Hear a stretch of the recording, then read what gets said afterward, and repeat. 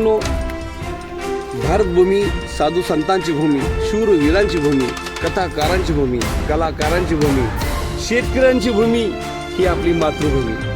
ह्या मातृभूमीवरती ते जे काय उगतंय, आता ह्या साईडला पाहिलं तुम्ही, हा जनावरांसाठी चारा आहे.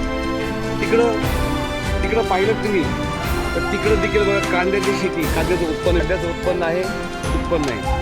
पण मित्रांनो, एवढी माझी भरमसाठ जरी इस्टेट वाटते, प्रॉपर्टी वाटते, तर त्याच्याबरोबर मला कष्ट करावं लागतात. माझ्या शेतकरी बांधवांना त्यांना देखील कष्ट करावं लागतात. ते साधी गोष्ट नाही आहे.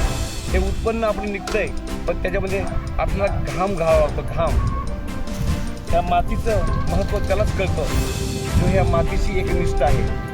आणि या जीवनामध्ये फक्त काय करायचं माणसाने, कष्ट करायचंय, स्वतः जगायचंय आणि इतरांना जगवायचंय. तोच फक्त शेतकरी दादा करू शकतो, बाकी कोण नाही. शेतकरी दादा जगाचा पोशिंदा, शेतकरी दादा अशी गोष्ट.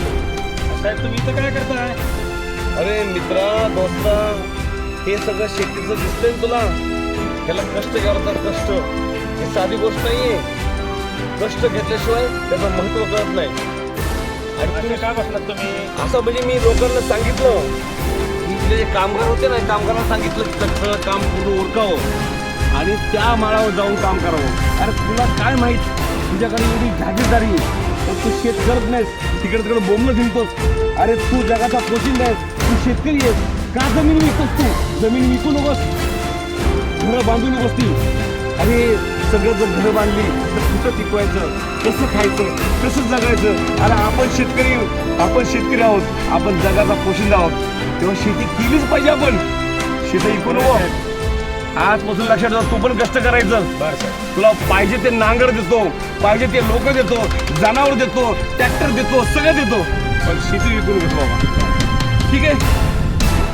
माझा देश, माझी माती, माझी माणसं. चला सर्जीरावा, तुला एक गोष्ट सांगायची राहिली, ये माझ्या मागे दाखवतो. आता इतका वेळ लागतो, इतका समय लागतो, इतका काम करावं लागतो, पण तरी देखील ह्याचं भाव मिळत नाही, दाम मिळत नाही, दाम. तिकडं बघ, पलीकडं त्या साईडला बघतो, मागं बघतो, कांद्याची शेती कुठं मिळवलं, कांद्याचं उत्पन्न. कांदा येतो, चढतो, पण त्याला भाव मिळत नाही. ती शेतकऱ्याचं दुःख. या साईडला तू बघितलंस ना, तर गन्याची म्हणजे ऊसाची शेती, त्या ऊसाला भाव मिळत नाही. काय करायचं शेतकऱ्यांनी, कसं जगायचं, पुन्हा सांगायचं दुःख. तुला माहिती का शेतकरी किती दुःखी असतो, किती कष्ट असतो, पण याचा मार्ग काढणार कोण? जगाचा पोशिंदा आपण त्याला म्हणतो शेतकरी दादा. त्या शेतकरी दादा कोण जाऊ शकत नाही. ना मंत्री, ना संत्री, ना आमदार, ना खासदार. फक्त आपलाच विचार करतात. पण शेतकऱ्याचा विचार कसा करतात का? ते स्वतःचा विचार करतात. हेच तर मोठं दुःख आहे. आणि हे दुःख कधी संपणार याची मी वाट बघतोय. खरं आहे साहेब तुमचं म्हणणं. शेतकऱ्याचं दुःख, शेतकऱ्याची याद.